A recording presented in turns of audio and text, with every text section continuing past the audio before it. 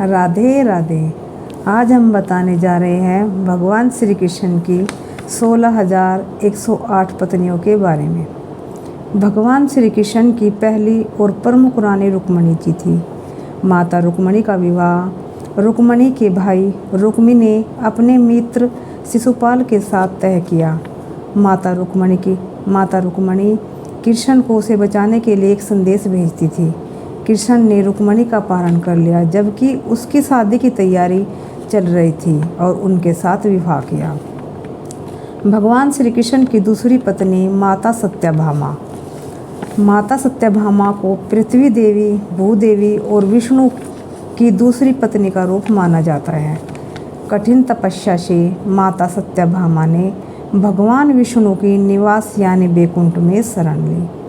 उनकी अत्यधिक भक्ति प्रेम से प्रभावित होकर भगवान विष्णु ने उन्हें अपने अगले अवतार में उनकी पत्नी का बनने का वरदान दिया। भगवान श्री कृष्ण जी की तीसरी पत्नी जामवती। माता जामवती के पिता जामवान राम के भक्त कृष्ण के सामने आत्मसमर्पण करते हैं और अपनी बेटी कृष्ण को उपहार में दे देते हैं। भगवान श्री कृष्ण जी की चौथी पत्नी कालिंदी जी। वह यमुना नदी के कुएं की रखवाली करने वाली देवता सूर्य की पुत्री थी। वह भगवान विष्णु से विवाह करने की अपनी इच्छा को पूरा करने के लिए एक गहरी समाधि में चली गई। भगवान श्री कृष्ण जी ने उसकी सच्ची भक्ति देखकर उसकी इच्छा पूरी की। भगवान श्री कृष्ण जी की पांचवी पत्नी मित्रविंदा को अवंती राजा के राजा जयसेन की बेटी के रूप में वर्णित किया गया है।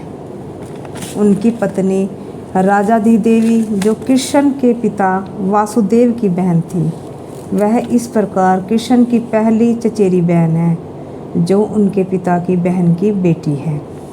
भगवान श्री कृष्ण जी की छठी पत्नी नागनजीती। वह कौशल के राजा नागनजीता की बेटी थी। भगवान श्री कृष्ण ने अपने पिता द्वारा आयोजित स्वयंवर में भाग लिया, उनके द्वारा शर्तों को पूरा किया और इस तरह नागनजीती को अपनी पत्नी के रूप में जीत लिया। भगवान श्री कृष्ण जी की सातवीं पत्नी भद्रा शिकार के देवता और शिव के गणों में से एक है कि भगवान श्री कृष्ण की सातवीं पत्नी राजा भद्रसेन की पुत्री भद्रा थी। भगवान श्री कृष्ण जी की आठवीं पत्नी लक्षणा जो अच्छे गुणों सर्वसंपन्न है, जो भद्र के राज्य की एक अनाम शासक की बेटी के रूप में है। भगवान श्री कृष्ण जी की 16,100 रानियाँ। नरकासुर नाम का एक राक्षस था।